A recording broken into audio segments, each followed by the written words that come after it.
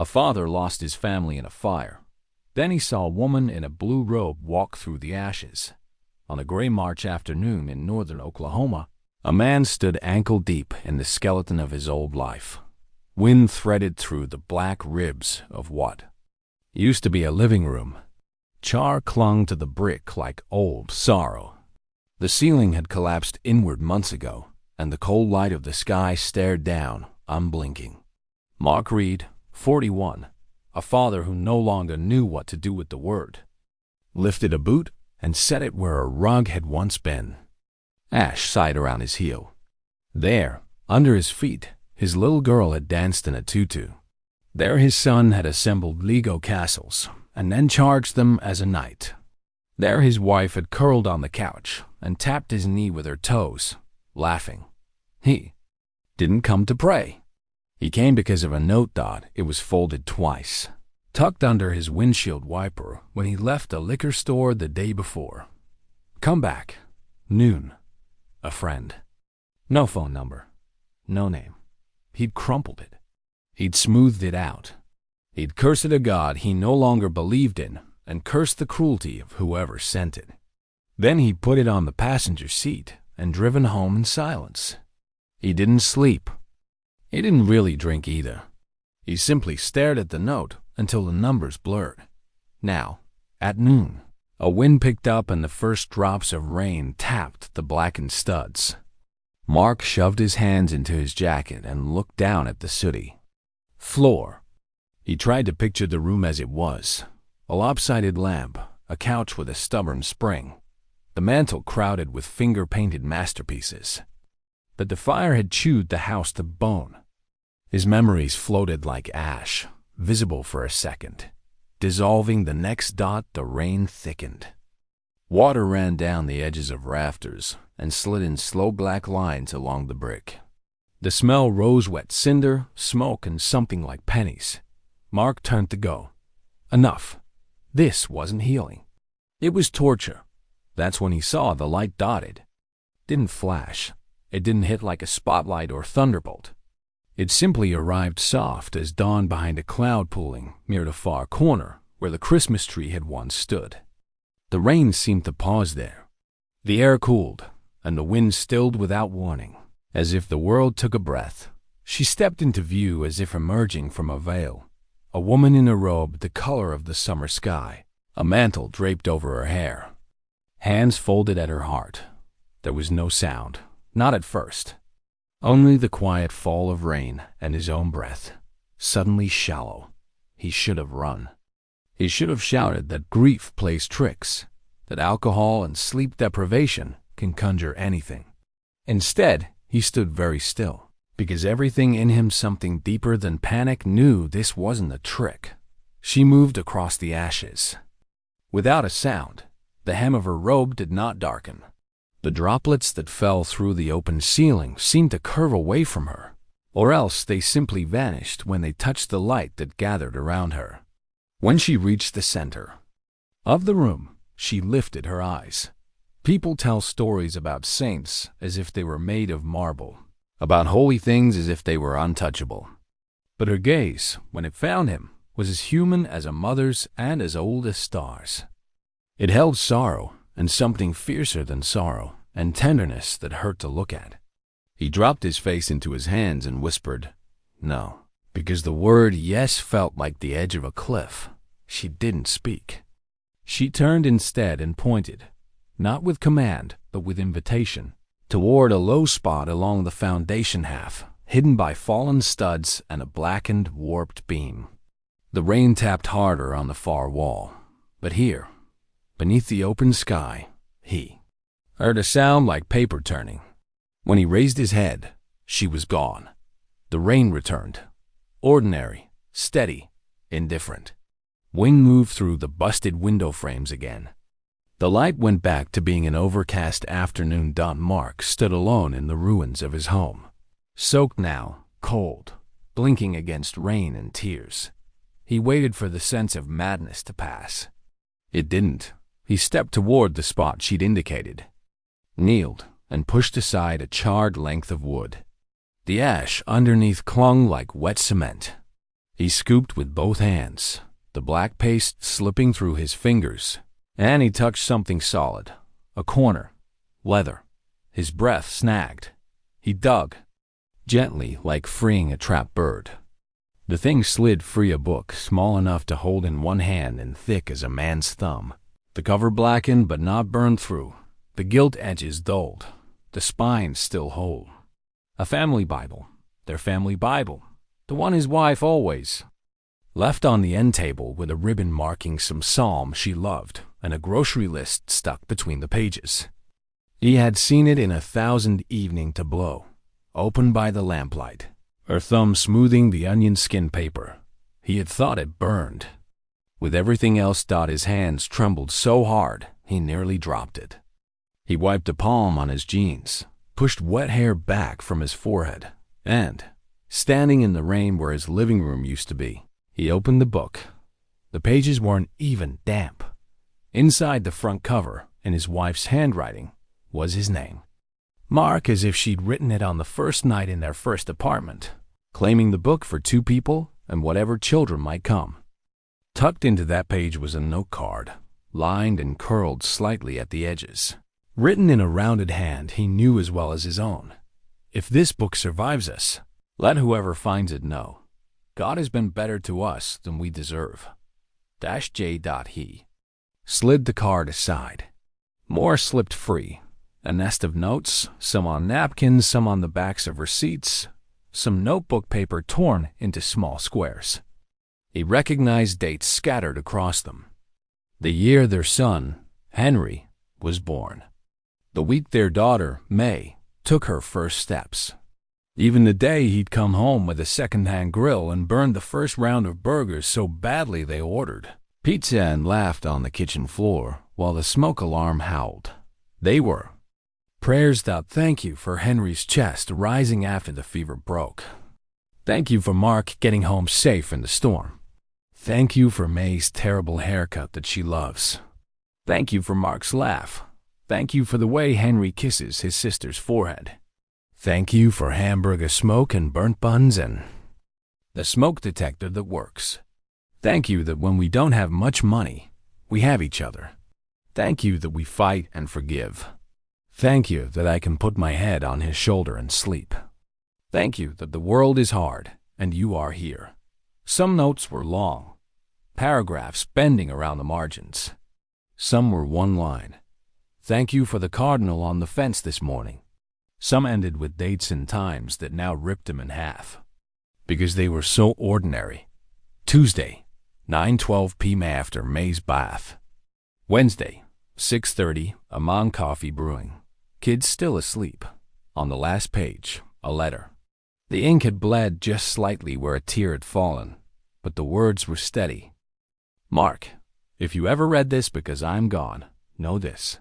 I thank God for you every day. I never told you enough.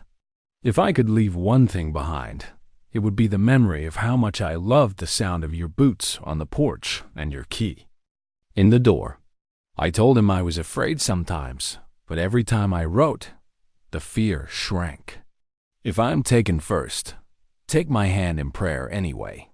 If you are taken first, I will look for your boots in the hallway of heaven. If something takes us all, he is still good. Jeannie, he tried to say her name, and his voice broke into the kind of sound you don't make unless you have run out of words and breath and pride. He folded at the waist, the Bible clutched to his chest, and wept into the rain. It was not graceful crying. It was all the anger and whiskey and silence of the last 6 months pouring out at once. He pressed his forehead to the wet char and said an unformed prayer that began in rage and ended, without his permission, in gratitude. The rain eased. A mourning dove called from somewhere in the skeletal oak by the driveway. He stood at last, wiped his face with the heel of his hand, and looked again to the place where the woman had stood. The wind flipped a piece of roofing, felt like a page. Thank you, he said, not sure to whom he was speaking, only sure that the words were true. Before the fire, there was a small life and, by most measures, a good one. a square, modest house. On the edge of town, two kids whose handprints were sun-faded ghosts on the garage wall. Mark's work was bodywork cars and trucks in a shop off the highway. His hands were nicked, his knuckles raw sometimes, but he liked the surety of metal. If you apply heat and pressure the right way, dented things become smooth again. Jeannie taught 3rd grade. She liked the messy margins of children's handwriting and the excitement in their faces when a frog opened its throat and sang after rain. Henry was 7 and had a theory about where thunderstorms were stored when it wasn't raining.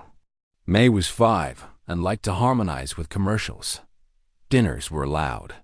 They had a ridiculous joke about the way a particular slat in the blinds clicked when the air came on. They were not perfect. They argued about money, sometimes about how little they saw each other. There were nights when exhaustion bled into impatience and words came out sharp. There were apologies in the dark, hands finding each other under covers. He would lay there listening to Jeannie breathe and think, this is it. This is what people don't get. It's not big. It's the small noises, the old couch, the way we can fall asleep touching toes. The fire was stupid. That was the worst part. There was no villain to blame, no arsonist to hate. A faulty wire in the wall behind the television. Insulation smoldered. The smolder found oxygen. A flicker became a tongue. By the time the smoke alarm shrieked, flames had already climbed the studs. The smoke moved low and fast, and panic moved faster. He remembered the sound, not the crackle. People mention in storybooks, but a roar, like a train rushing the house. He remembered Henry coughing and Jeannie shouting for May, and a door that should have opened that didn't because of heat and pressure, and 1,000 things you learned too late. He remembered the window shattering, his arm around Jeannie's. Waste, a brief cool of air, and then heat again. He remembered stumbling into the yard, screaming names until his throat tore. He remembered fire like a living thing, an animal with orange fur, climbing the roof and leaping into the sky. There was no way to write the next sentence that doesn't feel like theft. Simply this. The smoke took what he loved, after the funeral white. Carnations, casseroles, hands on his shoulder. He barely felt he lived inside a quiet that had weight. Everyone said his name too gently, like paper that might tear. He hated them for it and hated himself more. Nights were worse. The house was gone, but the lot was there, tape sagging across its edges, as if yellow plastic could keep ghosts from wandering. He sat at his sister's kitchen table and drank. He slept on the couch so he could listen to the television talk to no one. When people mentioned God, he laughed the way a man laughs when the doctor tells him the test results are positive and uses a word like manageable. He swore at the sky and swore at anyone who tried to tell him about heaven. He picked fights with silence, thought it is a mystery how a human heart keeps moving when it should stop. He learned, without wanting to, that the body is stubborn. It breathes when you don't instruct it. It wakes when you beg to sleep. He walked. He bought whiskey. He ate what his sister set in front of him and tasted ash. He avoided the pastor and the neighbor and the mailman who'd cried at the funeral. He didn't avoid the liquor store dot, and then came the note. After he found the Bible, after he folded the notes into his jacket like they could warm his chest, he lingered in the ruined room. Rain had rinsed the ash into a kind of mud that glistened dully. He set the book on the back seat of his truck, with a care that made his hands feel like they belonged to someone else. He drove without turning on the radio. When he got to his sister's house, he walked past her questions and into the spare room and closed the door. He put the Bible on the bedspread and sat beside it like a man sitting with a friend in a hospital. He opened to a random psalm because he didn't know where else to go. Out of the depths I cried to you, O Lord. Lord, hear my voice. The words were familiar in the way the smell of your father's old jacket is familiar, even if you haven't worn it in 10 years. He did not suddenly become a saint. but something small and stubborn stirred, like a coal knocked loose and given air.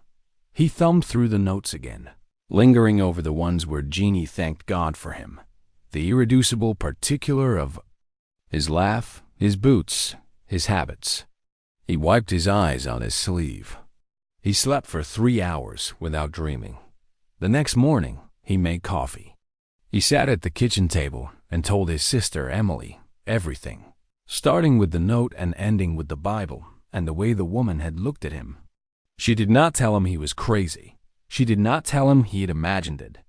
She reached across the table, put her hand over his, and said, if it was her, she would come to you there. She would go where it hurts most. Who? He asked, though he knew. Mary, Emily said, as if saying the name of a friend. He looked down at the circle her mug had left on the table and remembered the careful mantle, the blue like summer. She didn't say anything, he whispered. She didn't have to, Emily answered. He started walking by the lot every day. He didn't go in. He stopped by the fence and leaned on the post and put his forehead on his arm.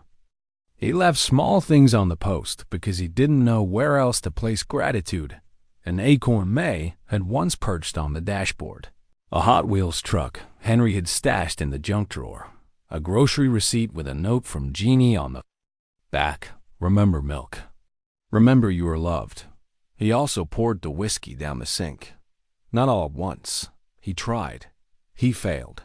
He tried again. He took the trash out and heard the old click in his chest that had come when Jeannie called from the couch. You're a good man, Mark. You're doing great. He said, I'm not. Out loud to no one. He said, help, to the ceiling. On. Sundays, after weeks of circling the idea like a skittish dog, he walked into St. Luke's, the Catholic church with the white steeple and the red doors. The one whose parking lot he had mocked as too full on days when the grocery store lines were long. He didn't know when to stand or sit or kneel. He sat near the back with his hands jammed in his pockets. The air smelled of wax and old wood. The light bled through stained glass and painted his hands with colors. A woman in the third pew prayed into her cupped hands with a concentration that made his throat ache.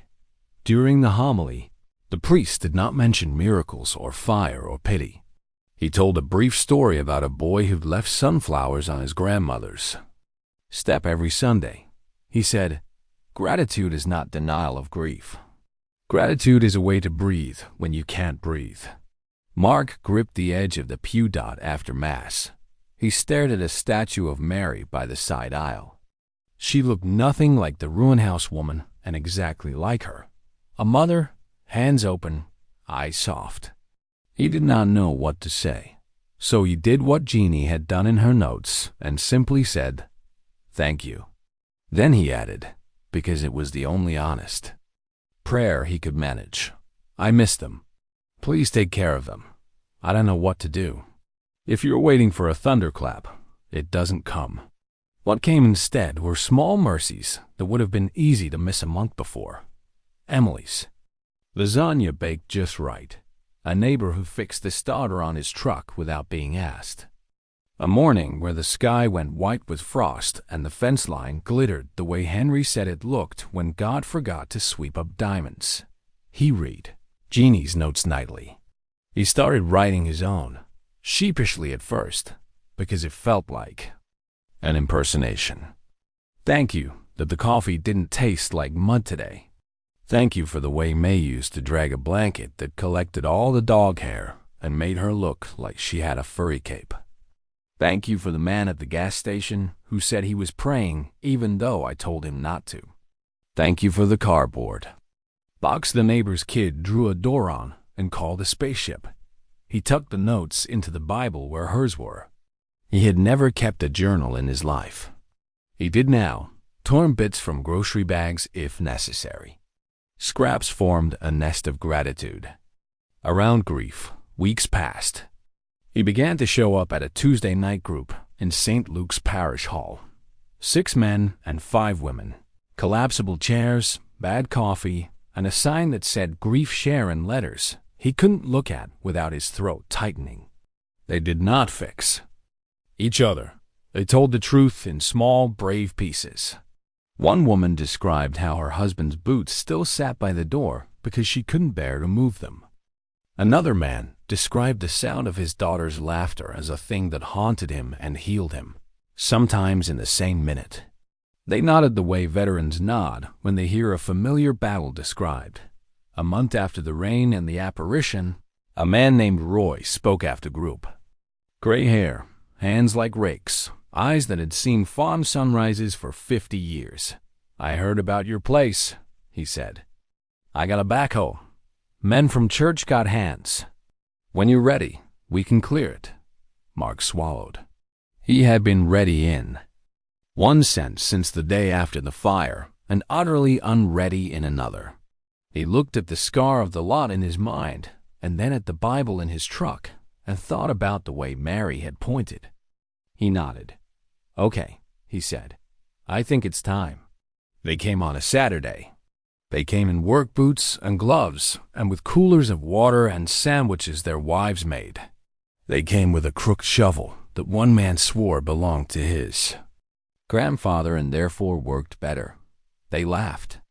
They cried when they found a tile with a cartoon fish on it from May's bath. They paused when they dug up a blackened fork, and nobody knew what to do with it, so they washed it and set it on the tailgate like a relic. They cleared the bricks. They sifted the ashes for anything that needed saving. They scraped the slab. Clean that word a joke that made them snort and ache at once. When the work was done, the lot looked like a blank page, and blank pages are terrifying.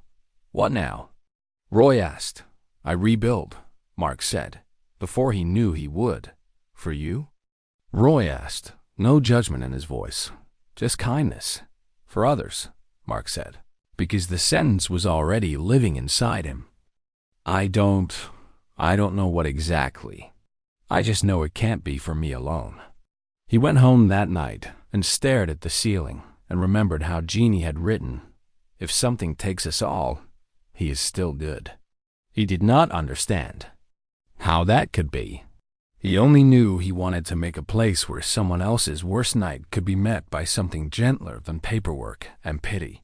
He slept, and when he woke, the idea had a shape.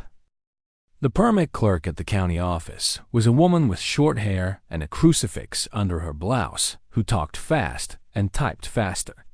She asked questions he didn't know answers to.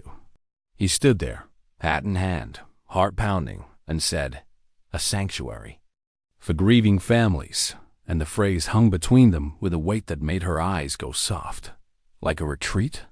She asked. "Like a living room," he said. "Like a place to sit down and not be stared at. Like a place where dinners appear and beds are clean, and the people who show up don't say, 'It's time to move on,' because it's never time. For that if you're not ready. You a nonprofit?" She asked, practical returning to her face. "Not yet," he said. "You got a name?" She asked he thought of Jeannie's notes, of the way gratitude had woven a net underneath him when he fell. "The Blue Mantle," he said, surprising himself. "No, Blue Mantle House." She typed, then looked up. "All right then, Mr. Reed," she said. "Let's find out how to do this." It was not tidy. Nothing about grief or building ever is. The county had forms. The bank had frowns. He had skill and a few friends with more. St. Luke's had a priest who had noticed the way he stared at Mary after Mass, and who said, "We have a charity fund that could cover concrete." Anonymous donors. You don't need to know who. A man at the lumber yard gave him a discount and a shrug like it. It was no big deal. A woman from the grief group showed up with 3 casseroles and stayed to sweep sawdust. News in a small town is like a creek after rain. It finds every low spot. People rolled down windows and shouted encouragement he didn't believe he deserved. A reporter from the weekly paper took a picture of him holding a 2x4 and printed the headline, "From Ashes to Shelter. Father rebuilds for others." The first room he framed was the living room. Folks told him to start with bedrooms, with the kitchen, with the practical parts. He nodded and did what he had to there, but his heart was set on the place with couches, soft chairs in a circle, lamps with warm light instead of hospital white, a rug that felt like home under bare feet. He installed a fireplace, insert not, for heat, for the sound. He set a basket by it with blankets knitted by women whose fingers had kept moving when their hearts wanted to stop. On opening day, not a ribbon cutting, nothing like that. Just a Tuesday, when the paint was finally dry and the furniture had the right angles, he stood in the doorway with his hat in his hands and said to the empty room, "You're welcome, and help me not ruin this, and thank you." They came. Of course they did. Grief calls to grief. A woman whose son had overdosed sat on the couch and did not speak for an hour, then asked if anyone else had trouble buying cereal because the brand her child liked made her cry. A father whose teen had been killed at an intersection stared at the wall for the first week, then asked whether he might build a bench for the porch. He sanded it so smooth your palm wanted to live there. A grandmother brought a pan of cinnamon rolls every Friday and called all the teenagers who shuffled in sweetheart. And if any of them cried, she patted their knees with a napkin and kept patting until they laughed at how ridiculous and wonderful it was. People asked about the name. He pointed to a painting over the mantel, a woman in blue with her arms open, the robe draping like a sky. He told the story to those who wanted it and kept it to himself with those who didn't. Either way, the room remained what it needed to be, a place to breathe. In the middle of this, there were days when the ache returned so sharp it doubled him over. There were nights he woke with his heart tripping, convinced he heard the smoke alarm and May's cough. There were Sundays he stared at the statue in St. Luke's and whispered, "I'm still mad," and he swore he saw her smile like women. Do when little boys declare something that doesn't change anything?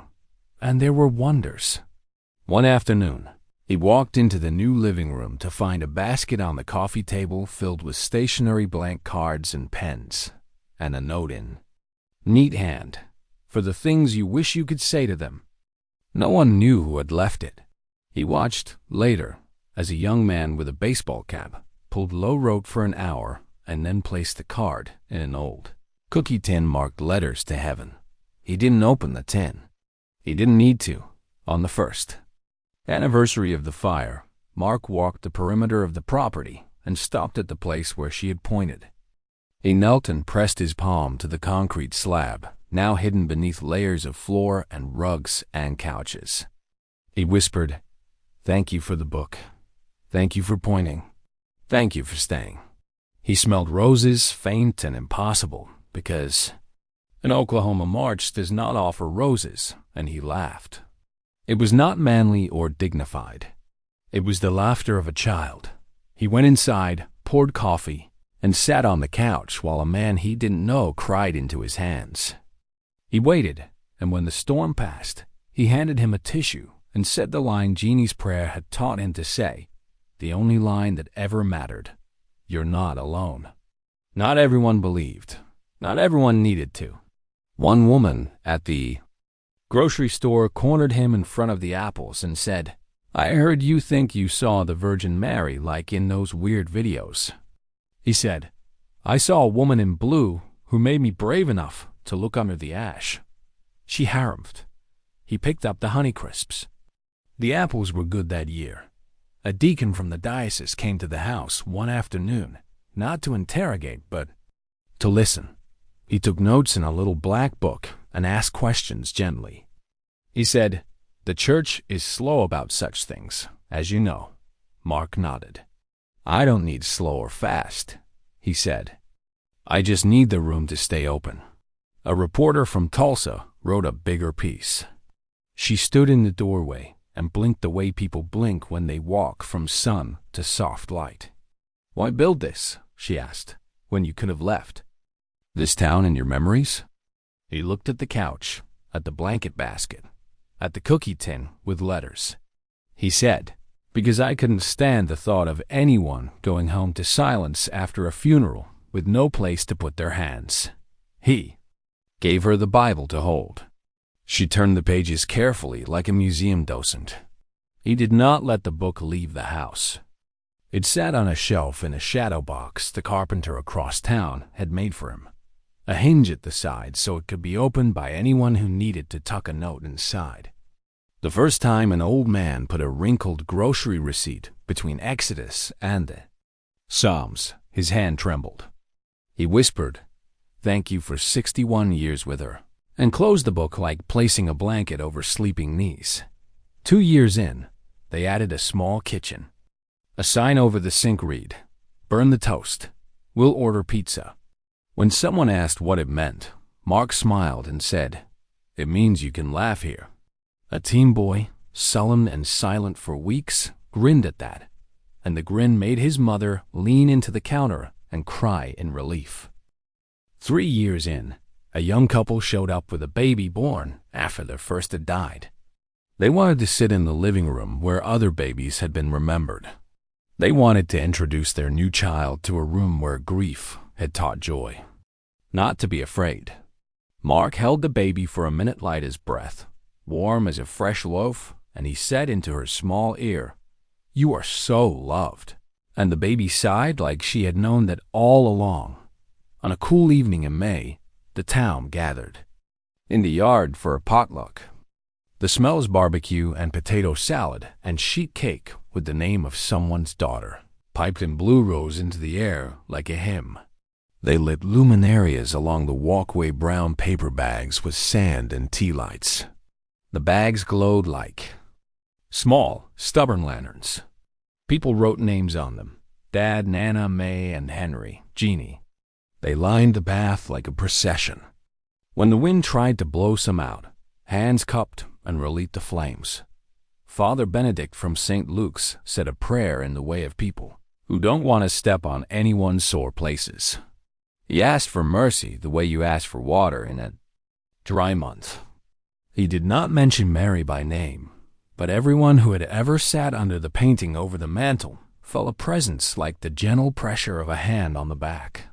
And Mark, who once swore he would never believe again, found himself praying as easily as breathing. It wasn't polished. It wasn't long. It was a series of thank yous stitched together with names. Later, when the crowd had gone and the last luminaria had burned low, he sat in the living room alone. The fireplace clicked. The room smelled like wax and onion and something sweet. He opened the Bible and took out a small square of paper, the kind his wife had favored. Thank you for the woman in blue. He slid it into the pages and closed the book gently. Years do not make grief smaller so much as they teach you how to live alongside it without fear that it will swallow you whole. Mark learned that he could laugh without betraying his children. He learned that he could love the living without losing the dead. He learned that miracles do not always come as fireworks. Sometimes they come as a woman in a blue robe pointing to a place you would not have looked.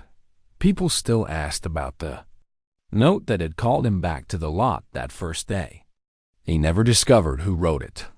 Sometimes he wondered whether it had simply appeared, folded itself, tucked itself under the wiper. He stopped needing to know. One autumn, a teenage girl stood staring at the painting of Mary, her hands jammed into her sweatshirt, eyeliner smudged. "Do you think she really came?" she asked, defiant and shy at once. He thought of the rain curving away from the hem of her robe, of the light that didn't blind, of the way the Bible had rested, clean and whole, in the center of everything he'd lost.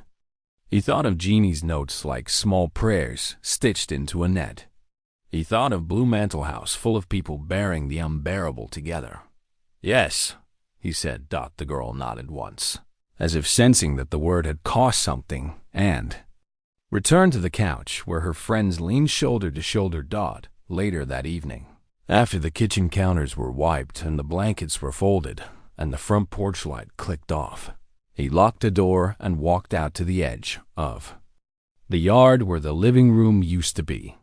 The stars were cruelly beautiful. A breeze moved the oak leaves like a whisper.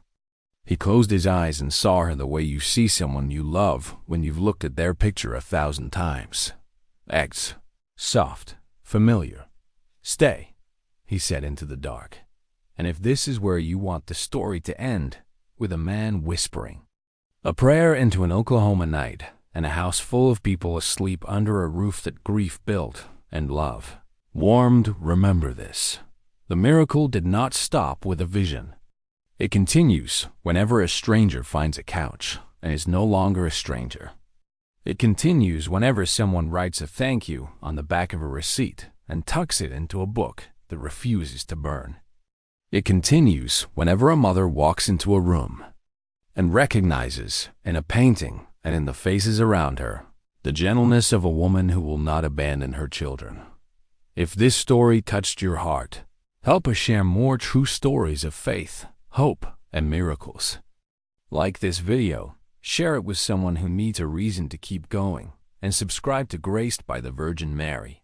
Together, let's keep spreading the light that finds us in the ashes and shows us where to look.